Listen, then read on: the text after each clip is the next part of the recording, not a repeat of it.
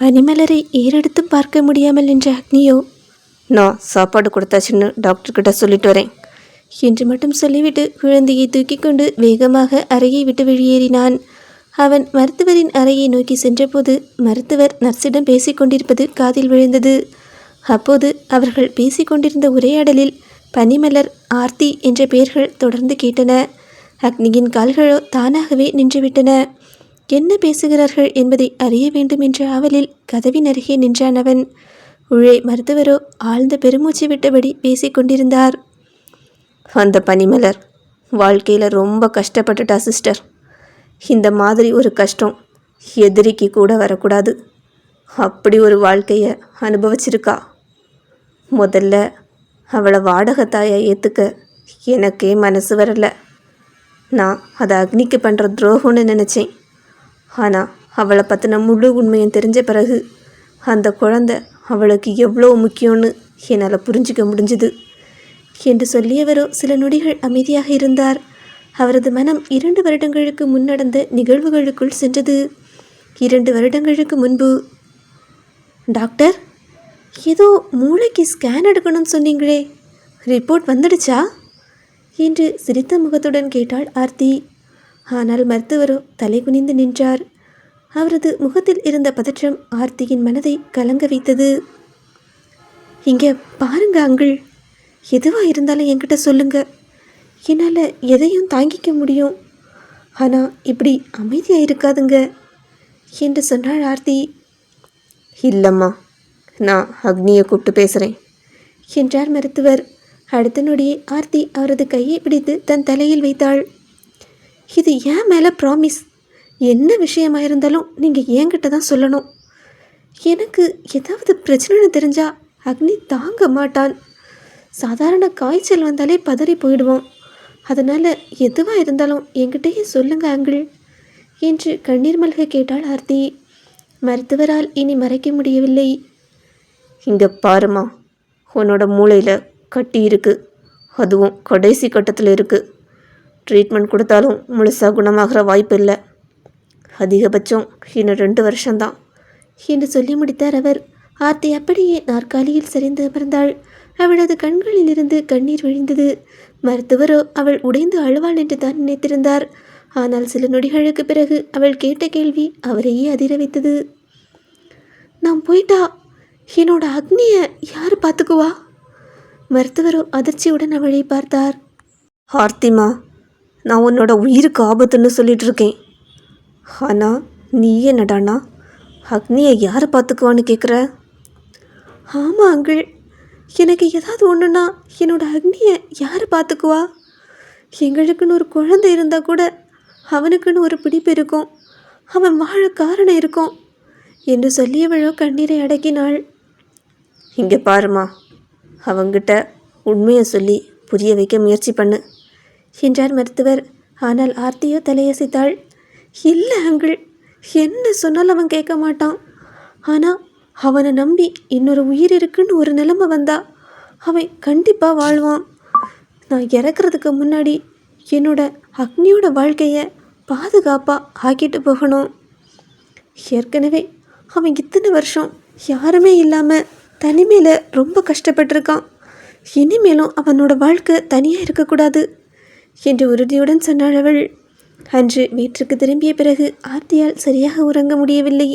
அவளது மனதில் ஒரே சிந்தனை. அக்னிக்கு ஒரு குழந்தை வேண்டும், அவன் வாழ ஒரு காரணம் வேண்டும். ஆனால் அதை நேரடியாக சொன்னால் அக்னிக்கு சந்தேகம் வரும்.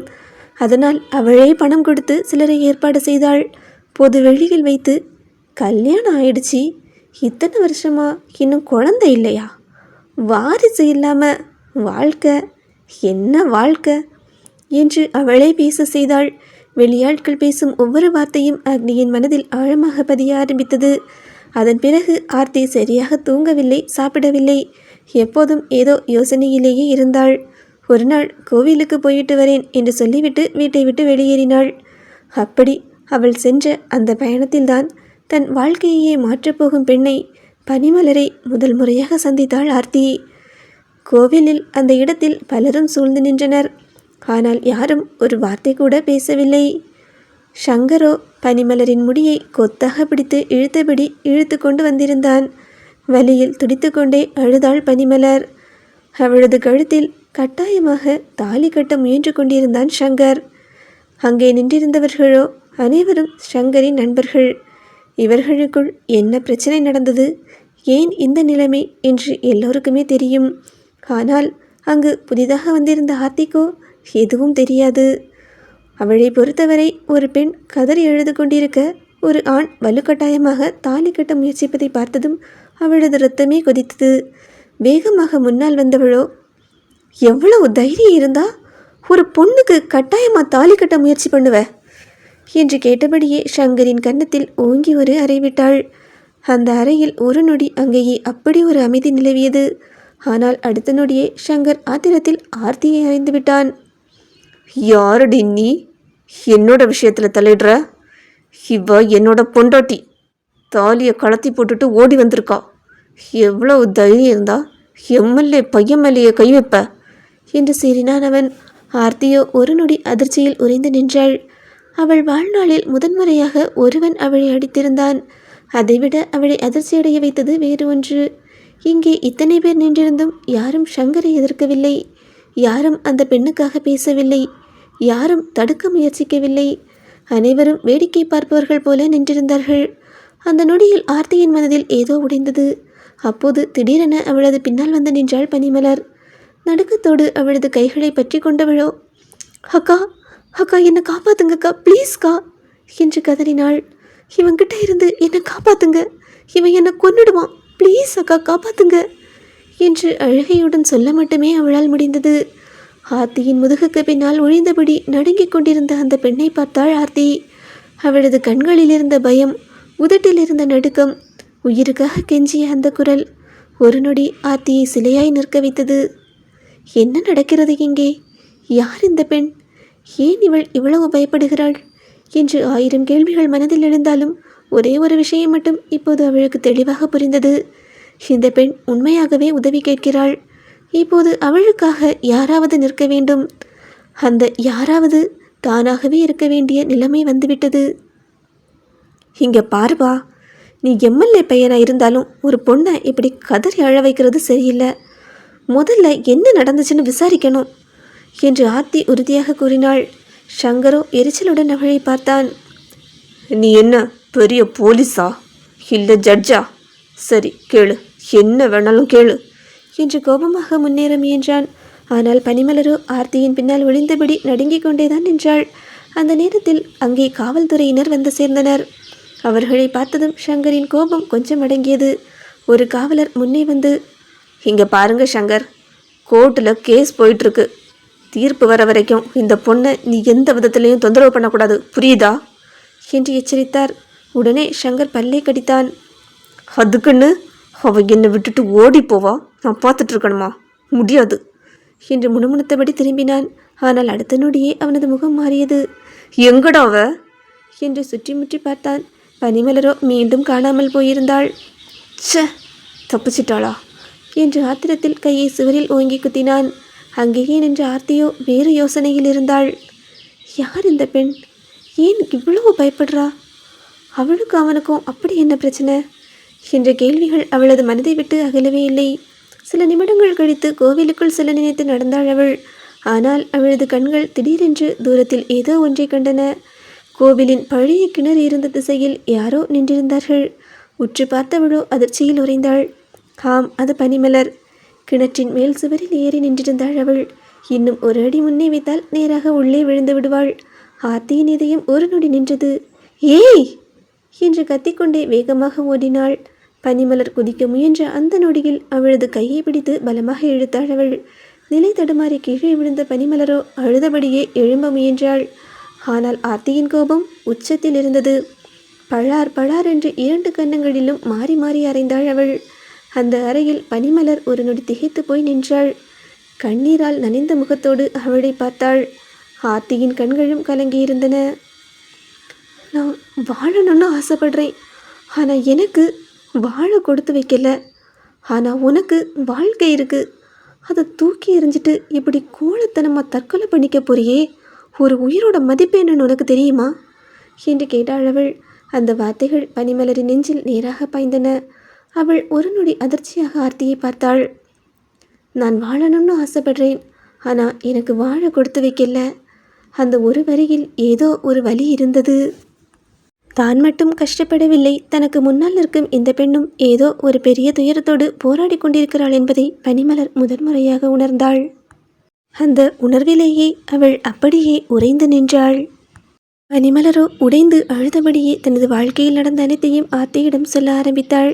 சங்கருக்கும் தனக்கும் இடையே நடந்த பிரச்சனைகள், அவன் அவளை கட்டாயமாக திருமணம் செய்து கொண்டது, மனைவி என்ற பெயரில் தன்னிடம் அத்துமீற முயன்றது, தன்னை ஒரு மனிதராக கூட மதிக்காமல் நடத்தி கொண்டது என ஒவ்வொன்றாக சொல்லிக்கொண்டே போனாள். அவளுக்கு திருமணமாகி 1 மாதம் கடந்திருந்தது. ஆனால் அந்த 1 மாதம் அவளுக்கு 1 வருட நரக வாழ்க்கையைப் போல இருந்தது. சங்கருக்கோ அவளை அடக்கி ஆள வேண்டும் என்ற வெறி, அவன் நினைத்ததை சாதித்து காட்ட வேண்டும் என்ற பிடிவாதம். ஆனால் சங்கரின் அம்மாவுக்கோ வேறு கோபம். ஒரு எம்எல்ஏ மகனின் மனைவி என்றால் எப்படி இருக்க வேண்டும் என்று அவர் மனதில் ஒரு கற்பனை இருந்தது. அதற்கு நேர் எதிராக பனிமலர் இருந்தாள். அதனால் எப்படியாவது அவளை வீட்டை விட்டு அனுப்பிவிட வேண்டும் என்ற எண்ணம் அவருக்குள் வளர்ந்து கொண்டே இருந்தது. ஒரு நாள் சங்கரிடம், கல்யாணம் ஆகி இவ்வளவு நாள் ஆகுது, இன்னும் எந்த விசேஷமும் இல்லையா? நீ தானே இந்த பொண்ணை அடம் பிடிச்சி கல்யாணம் பண்ணிக்கிட்ட என்று கேட்டார் அவர். அந்த வார்த்தைகள் சங்கரின் ஆணவத்தை தூண்டியது. நேராக அறைக்குள் சென்றவன் பனிமலரை கட்டிலில் தள்ளினான். ஏய், எனக்கு ஒரு குழந்தை பெற்று தர போறியா இல்லையா என்று கேட்டான் அவன். பனிமலரோ அவனை வெறுப்புடன் பார்த்தாள். உன்னோட குழந்தைய நான் சுமக்க மாட்டேன், உயிரே போனாலும் முடியாது என்றாள் அவள். அன்றுதான் முதல் முறையாக அவளது தொடையில் சூடு வைத்தான் சங்கர். அவளது அலறல் அந்த அறைக்குள் மட்டுமே அடங்கி போனது. அதன் பிறகு வந்த நாட்களோ இன்னும் கொடுமையானவை. சாப்பிட உட்கார்ந்தால் சூடு, அவன் பேச்சை கேட்கவில்லை என்றால் அடி, தப்பிக்க முயன்றால் மிரட்டல். ஒவ்வொரு நாளும் அவள் உயிரோடு எரிந்து கொண்டேதான் இருந்தாள். பலமுறை தற்கொலை செய்து கொள்ளக்கூட நினைத்தாள். ஆனால் அவளது பெற்றோர் நினைவுக்கு வந்தார்கள். எந்த சூழ்நிலையிலும் தோற்கக்கூடாது, போராடு என்று சொல்லி வளர்த்திருந்தார்கள். அந்த நினைவுதான் அவளை இன்னமும் உயிரோடு வைத்திருந்தது. ஒரு நாள் எப்படியாவது இவனிடமிருந்து தப்பித்து ஒரு வேலை பார்த்து வாழ வேண்டும் என்று முடிவு செய்தாள் அவள். ஆனால் சங்கர் ஒரு சாதாரண மனிதன் இல்லை. அரசியல் பலமும் பணபலமும் அவனிடம் இருந்தது. அவள் எங்கு சென்றாலும் அவனை விட்டு தப்பிக்க முடியவில்லை. இப்படியே நாட்கள் நகர்ந்தன. அப்போதுதான் சங்கரின் அம்மா ஒரு சூழ்ச்சி செய்தார். ஒரு நாள் பனிமலரை தனியாக அழைத்து, உங்களுக்குள்ள ஏதோ பிரச்சனை இருக்குன்னு எனக்கு புரியுது. நீ நிறைய தடவை தப்பிச்சு போக முயற்சி பண்ணுற, நான் உனக்கு உதவி பண்ணுறேன். ஆனால் அதுக்கு நீ என் பையன் மேலே பாசமாக இருக்கிற மாதிரி நடிக்கணும் என்றார் அவர். பனிமலருக்கோ எதுவும் புரியவில்லை. ஏன் எனக்கு உதவி பண்ணுறீங்க என்று கேட்க அவர் சிரித்தார். என் பையனுக்காக பெரிய இடத்துல ஒரு பொண்ணு பார்த்து வச்சுருக்கேன், அவளை தான் நான் மருமவளாக நினைக்கிறேன் என்றார் அவர். அந்த வார்த்தையை கேட்டதும் பனிமலர் நிம்மதி பெருமூச்சு விட்டாள். அதன் பிறகு சங்கரிடம் கொஞ்சம் இயல்பாக பேச ஆரம்பித்தாள். அவன் வெளியே சென்றால் உடன் போனாள். கோவிலுக்கு சென்றாள், அவனிடம் சிரித்து பேசினாள். ஆனால் ஒரு எல்லைக்கு மேல் மட்டும் அவனை நெருங்க விடவில்லை. இதையெல்லாம் பார்த்த சங்கர் உண்மையாகவே அவள் மாறிவிட்டாள் என்று நம்ப ஆரம்பித்தான். அந்த நேரத்தில் சங்கரின் அம்மா அவனிடம், டேய், அந்த புள்ள உன்னை காதலிக்க ஆரம்பிச்சிட்டாடா என்று கூறினார். சங்கரின் முகத்தில் அப்படி ஒரு மகிழ்ச்சி தெரிந்தது. ஆமாம், அப்படி இருந்தோம், ஏன் இன்னும் உங்கள் வாழ்க்கையை ஆரம்பிக்கல என்று கேட்டார். சங்கரோ தடுமாறினான். கொஞ்சம் பிரச்சனைமா என்றான் அவன். உடனே அவரோ, நீ ஒரு வேலை பண்ணு, குழந்தை பெற்றுக்கலன்னா டிவோர்ஸ் பண்ணிடுவேன்னு சொல்லு, பயந்துட்டு உன் கூட வாழ ஆரம்பிச்சிடுவா என்றார். அவனது நண்பர்களும் அதையே ஆதரித்தார்கள். இதுதான் சங்கர் செய்த மிகப்பெரிய தவறு. ஏனெனில் பனிமலருக்கு அந்த வார்த்தை பயத்தை அல்ல, விடுதலையை கொடுத்தது. மறுநாளே விவாகரத்து பத்திரத்தை அவளிடம் நீட்டினான் அவன். பனிமலரோ அதற்காகவே காத்திருந்தது போல உடனேயே கையெழுத்து போட்டாள். அதை சங்கரின் அம்மாவிடமும் கொடுத்து விட்டாள். அவரும் உடனடியாக வக்கீலிடம் அனுப்பி வைத்தார். எல்லாம் இவ்வளவு வேகமாக நடக்கும் என்று சங்கர் எதிர்பார்க்கவே இல்லை. அவனுக்கும் அவனது அம்மாவுக்கும் இடையில் பூகம்பமே விழுந்தது. அந்த குழப்பத்தை பயன்படுத்தி கொண்ட பனிமலரோ மீண்டும் வீட்டை விட்டு ஓடினாள். ஆனால் சங்கர் மீண்டும் அவளை வழிமறித்தான். ஹேய், எங்கே ஓடுற? எங்கே போனாலும் நான் கட்டின தாலி உன் கழுத்தில் இருக்கே என்று கர்ஜித்தான் அவன். பனிமலரோ சிரித்தாள். அது வெற்றியின் சிரிப்பு. நான் இவ்வளவு நாள் உன் கூட இருந்தது இந்த தாலிக்காக இல்லடா, சட்டப்படி பதிவு பண்ண கல்யாணத்தினால தான். இப்போ அதுவும் முடிஞ்சு போச்சு. இதுக்கு மேலே இந்த தாலி என் கழுத்தில் இருக்கணும்னு அவசியமே இல்லை என்று கூறியவளோ தனது கழுத்திலிருந்து தாலியை கழிச்சு அவன் முகத்தில் வீசி எறிந்தாள். டேய், தாலிங்கிறது ஒரு பொண்ணுக்கு பாதுகாப்பு வேலி. அந்த வேலியை கழுத்தை நெரிக்க ஆரம்பிச்சா அதை அறுத்து எறிகிறதுல எந்த தப்பும் இல்லடா. இனிமே உனக்கும் எனக்கும் எந்த சம்மந்தமும் கிடையாது என்று சொல்லிவிட்டு ஓடினாள் அவள். அந்த ஓட்டம்தான் அவளை கோவிலுக்குள் கொண்டு வந்தது. அங்கேதான் மீண்டும் சங்கர் அவளை பிடித்தான். அந்த நொடியில்தான் அவளது வாழ்க்கையை மாற்ற வந்த ஆர்த்தியை பனிமலர் முதன்முறையாக சந்தித்தாள். ஆர்த்தியோ கண்கலங்கி போனாள். பனிமலரின் வாழ்க்கையில் நடந்த ஒவ்வொரு விஷயத்தையும் கேட்க கேட்க அவளது இதயமே கனத்தது. மெதுவாக அவள் அருகே சென்று அவளை அணைத்து கொண்டாள். எப்படிம்மா ஒரு பொண்ணா இவ்வளவு கஷ்டத்தை தாங்கிட்டு இருக்க? என்னை மன்னிச்சிடு. உன்னை பற்றி எதுவும் தெரியாமல் நான் உன்னை அடிச்சிட்டேன் என்று கூறிய போது பனிமலர் மெதுவாக தலையசைத்தாள். நீங்கள் அடித்தது எனக்கு வலிக்கலக்கா. என் வாழ்க்கையில் நான் பட்ட கஷ்டத்துக்கு முன்னாடி அது ஒரு விஷயமே இல்லை என்று சொல்லிவிட்டு சிரிக்க முயன்றாள். ஆனால் அந்த சிரிப்பில் உயிரே இல்லை. எவ்வளவு நாள் தான் நான் இப்படியே ஒளிஞ்சு ஒளிஞ்சு வாழ்கிறது? எனக்குன்னு யாருமே இல்லை. அம்மா அப்பா இல்லை, என்னோட அரவிந்தம் இல்லை. நான் உயிரோடு இருக்கிறதுக்கு எந்த அர்த்தமுமே இல்லைக்கா என்று கூறியவளோ உடைந்து அழுதாள். ஆர்த்தியின் கண்களிலும் கண்ணீர் வழிந்தது. சில நொடிகள் அமைதியாக இருந்தவள் திடீரென்று பனிமலரின் கையை பிடித்தாள். நான் ஒன்று கேட்டா தப்பா நினைக்க மாட்டியம்மா என்று கேட்டாள் அவள். பனிமலரோ கண்ணீரை துடைத்து கொண்டு இல்லைக்கா, கேளுங்கக்கா என்றாள். ஆர்த்தியோ ஆழமாக மூச்சை இழுத்தாள். எனக்கு ஒரு உதவி செய்வியா? என்னக்கா? என்னோட குழந்தையை பெற்று கொடுக்க வாடகை தாயா வரியா? அந்த ஒரு கேள்வியில் பனிமலர் அப்படியே உறைந்து போனாள். அவளது கண்கள் அதிர்ச்சியில் விரிந்தன. மேடம் என்று தடுமாறினாள் அவள். உடனே ஆர்த்தி சிரித்தபடியே கேட்டாள். இவ்வளவு நேரம் அக்கான கூப்பிட்ட, இப்போ மட்டும் மேடம் ஆயிட்டனா? பனிமலரோ அமைதியாக நின்றாள். என்ன பதில் சொல்வது என்று கூட அவளுக்கு தெரியவில்லை. ஆர்த்தியின் முகமோ மெதுவாக மாறியது. அவளது கண்களில் இருந்த வலி வெளிப்படையாக தெரிந்தது. பனிமலர், நான் இன்னும் 2 வருஷம் கூட உயிரோடு இருப்பேனான்னு எனக்கு தெரியல என்று சொல்லியவளோ தனது மருத்துவ அறிக்கையை அவளிடம் நீட்டினாள். பனிமலர் நடுங்கியபடி அதை வாங்கி பார்த்தாள். அதிலிருந்த வார்த்தைகள் அவளை அதிர்ச்சிக்குள்ளாக்கின. எனக்கு மூளையில் கட்டி, அதுவும் கடைசி நிலை என்று ஆர்த்தி கண்ணீரோடு சொன்னாள். நான் போயிட்டா எனக்கு அதை பற்றியெல்லாம் கவலை இல்லை. ஆனால் என்னோட அக்னி, அவனை நினச்சாதான் எனக்கு பயமாக இருக்குது. சின்ன வயசில் இருந்தே தனியாக கஷ்டப்பட்டவன். நான் கிடைச்ச பிறகு தான் கொஞ்சம் சிரிக்க கற்றுக்கிட்டான். நான் இல்லாமல் போனால் மறுபடியும் அவன் தனிமையில் விழுந்துடுவான் என்று சொல்லிய போது அவளது குரல் உடைந்தது. பனிமலரோ அமைதியாக கேட்டுக்கொண்டிருந்தாள். நீ உயிரோட வாழ காரணமே இல்லைன்னு சொன்னியே, ஆனால் இப்போ ஒரு காரணம் இருக்குது. என்னோட உயிருக்கு பிறகும் வாழப்போகிற ஒரு உயிர், ஒரு குழந்தை, அதை இந்த உலகத்துக்கு கொண்டு வர நீ உதவி பண்ணணும் என்று ஆர்த்தி கெஞ்சும் குரலில் கூறினாள். நீ வேண்டான்னு நினச்ச உன்னோட உயிரை நான் காப்பாற்றினேன். இப்போ இன்னொருத்தரோட வாழ்க்கையை உன்னால் காப்பாற்ற முடியாதா? என்னோட அக்னி வாழணும் பனிமலர். அவன் சிரிச்சுக்கிட்டே வாழணும். அதுக்கு நீ தான் உதவி பண்ணணும் என்று சொல்லியபடியே அவளது கைகளை பிடித்து கொண்டு கண்கலங்கி நின்றாள் அவள். பனிமலரால் அந்த கண்ணீரை தாங்க முடியவில்லை. ஒரு பக்கம் அவள் தனது வாழ்க்கையை காப்பாற்றிய பெண், மறுபக்கம் தனது கணவனின் எதிர்காலத்திற்காக உயிரையே மறந்து நிற்கும் ஒரு மனைவி. அந்த அன்பு பனிமலரை உலுக்கியது. நீண்ட நேர அமைதிக்கு பிறகு மெதுவாக ஆர்த்தியின் கைகளை இறுக பிடித்தாள். அக்கா என்று அழைத்தவளின் குரல் நடுங்கியது. அக்கா, நீங்கள் கேட்ட உதவியை நான் செய்கிறேன். உங்களோட குழந்தைய நான் பெற்று கொடுக்குறேன் என்று சொன்னாள் அவள். அந்த நொடி ஆர்த்தி அழுதபடியே அவளை கட்டி அணைத்து கொண்டாள். ஏனெனில் அந்த நொடியில் ஒரு பெண் இன்னொரு பெண்ணுக்கு உதவி செய்வதாக மட்டும் வாக்கு கொடுக்கவில்லை, தனது உயிருக்கு பிறகும் வாழப்போகும் ஒரு குடும்பத்தின் விதியை தன் கைகளில் ஏற்றுக்கொண்டிருந்தாள் அவள். அதற்கு பிறகும் சங்கர் அவர்களை தேடி அலைந்து கொண்டுதான் இருந்தான். ஆர்த்தியோ தனது பணபலத்தையும் செல்வாக்கையும் பயன்படுத்தி பனிமலர் கருத்தரிக்கும் முன்பே அவளுக்கான விவாகரத்தை சட்டப்படி பெற்றுக் கொடுத்து விட்டார். ஆனால் அதனால் மட்டும் அவளது பயம் குறையவில்லை. நாளைக்கு சங்கர் மீண்டும் வந்தா, மீண்டும் பனிமலரின் வாழ்க்கையை நாசம் பண்ண நினைச்சா என்ற கேள்வி தினமும் அவளை துரத்தியது. இந்த நிலையில்தான் பனிமலருக்கு குழந்தை பிறந்தது. ஆனால் குழந்தை பிறந்த மகிழ்ச்சி அக்னியின் முகத்தில் துளி கூட இல்லை. அவன் எப்போது பனிமலரை வீட்டை விட்டு வெளியே அனுப்பலாம் என்று கங்கணம் கட்டிக்கொண்டே சுற்றி கொண்டிருந்தான். குழந்தையை கூட அவன் விரும்பி எடுத்து கொஞ்சியது கிடையாது. ஆர்த்தி கையில் கொடுத்தால் வாங்கி கொள்ளுவான். வெளியே செல்ல வேண்டிய சூழ்நிலை வந்தால் மட்டுமே குழந்தையை தூக்கி கொள்ளுவான்.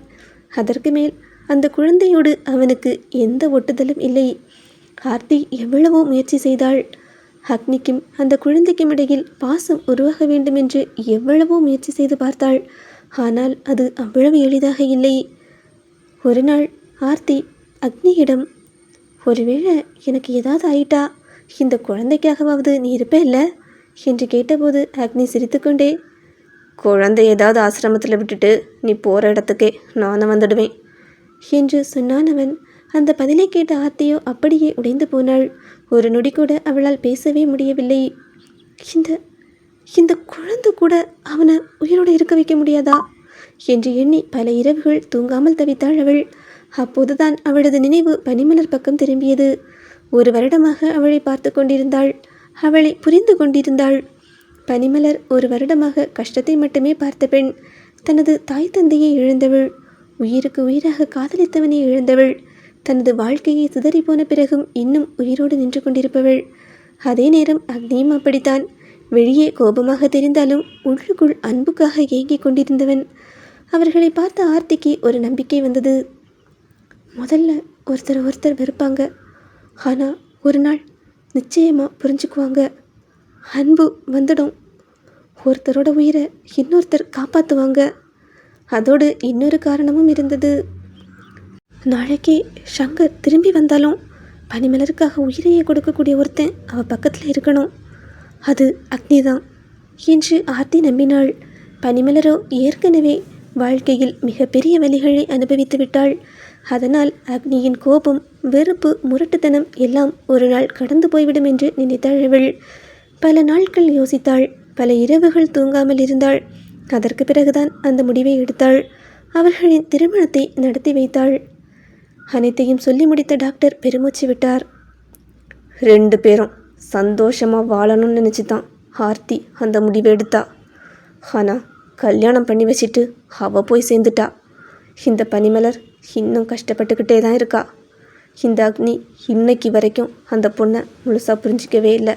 பாவம், இப்படி ஒரு வாழ்க்கை எந்த பொண்ணுக்கும் வரக்கூடாது என்று கண்கலங்க கூறினார் அவர். கேட்டுக்கொண்டிருந்த நர்சின் கண்களும் கலங்கின. அறைக்கு வெளியே நின்றிருந்த அக்னியின் கைகளோ நடுங்கியது. இதுவரை யாரும் சொல்லாத உண்மைகள் ஒவ்வொன்றாக அவன் முன் உடைந்து விழுந்தன. மெதுவாக சுவரில் சாய்ந்தவன் கண்களை மூடிக்கொண்டான். அவனது கண்களின் ஓரத்திலிருந்து ஒரு துளி கண்ணீர் வழிந்து விழுந்தது. அது அவன் பனிமலருக்காக சிந்திய முதல் கண்ணீர். கதையோட இந்த பகுதி எப்படி இருந்துங்கிற உங்களோட கருத்துக்களை மறக்காமல் கமெண்டில் என் கூட ஷேர் பண்ணிக்கோங்க. கதையோட இந்த பகுதி உங்களுக்கு பிடிச்சிருந்தனா லைக் பண்ணுங்கள். கதையோட அடுத்த பகுதிக்கு மறக்காமல் நம்ம சேனலை சப்ஸ்கிரைப் பண்ணிக்கோங்க.